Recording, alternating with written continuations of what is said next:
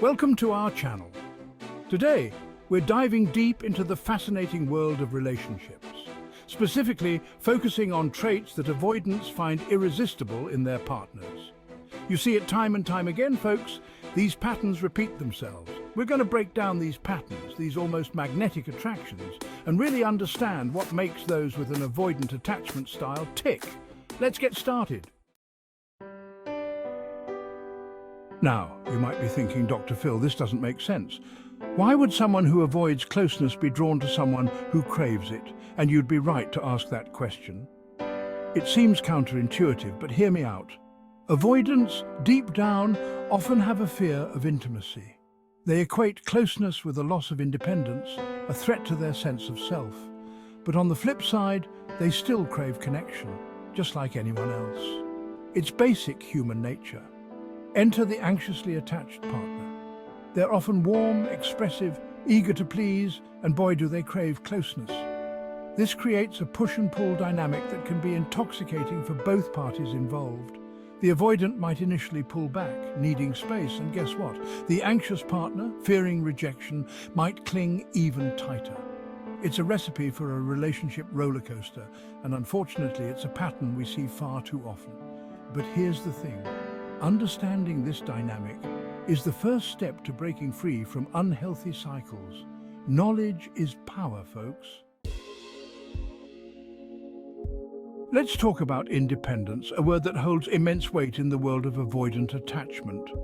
Remember, folks, for avoidance, independence isn't just a preference, it's a lifeline. It's about maintaining their sense of self, their autonomy, their control.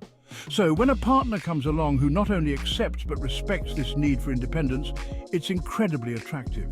It signals to the avoidant that this relationship won't suffocate them, won't consume them.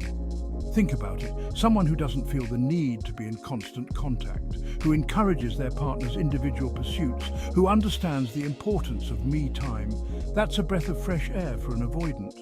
This isn't about being distant or emotionally unavailable. It's about fostering a connection built on mutual respect and understanding of each other's needs. It's about creating a space where both partners can thrive, both as individuals and as a couple. We've all heard the saying, "We want what we can't have." Well, this rings especially true in the world of avoidant attachment. It's like a moth to a flame, this attraction to the unattainable. Now, this isn't about playing games or being manipulative, it's about a subconscious drive that's often at play. When someone seems distant, emotionally unavailable, or even slightly disinterested, it can trigger a chase instinct in the avoidant. Suddenly, that person becomes far more intriguing, far more desirable. It's the challenge, the mystery, the uncertainty that fuels this attraction. The harder it is to get close, the more appealing it becomes. But let me be clear, this dynamic can be incredibly unhealthy. It can lead to one-sided relationships, where one person is always pursuing while the other is pulling away.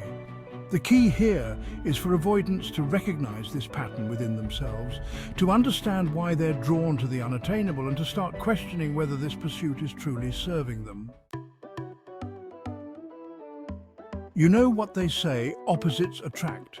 And in the realm of relationships, particularly those involving avoidant individuals, this saying often rings true. It's the contrast effect at play, folks, and it's a powerful force. Imagine this: an avoidant personality, reserved, cautious, and emotionally contained. Now picture someone who's the complete opposite, vivacious, expressive, and emotionally free. The contrast is stark, palpable, and often incredibly attractive. The avoidant might be drawn to their partner's warmth, their ability to express emotions freely, their zest for life. It's like looking into a mirror that reflects back a part of themselves they may repress or not fully embrace. This contrast can be exciting, invigorating even. It can push the avoidant outside their comfort zone, challenge their perspectives, and introduce them to new ways of experiencing the world and connecting with others. But here's the catch. For this type of relationship to work, both partners need to understand and appreciate the differences that drew them together. It's about finding a balance, a way to complement each other's strengths without trying to change who they are at their core. Now, this might surprise you, but a little healthy competition can actually be a good thing in a relationship, especially when it comes to attracting an avoidant. Now, I'm not talking about cutthroat, win-at-all-costs kind of competition. I'm talking about a dynamic that keeps things interesting, that sparks a bit of intrigue, that keeps both partners on their toes. Avoidants are often drawn to individuals who are confident, self-assured, and independent. They don't want someone who needs them, they want someone who chooses them. So when a partner demonstrates their own ambition, their own passions, their own drive to succeed in life, it can be incredibly attractive to an avoidant. It shows them that their partner is their equal, someone who can stand on their own 2 feet. This sense of competition, this pursuit of individual goals and aspirations, can actually strengthen the bond between partners. It keeps the relationship dynamic, prevents stagnation, and ensures that both individuals continue to grow and evolve, both together and as individuals. Let's talk about space, folks. And I'm not talking about the kind that exists between planets.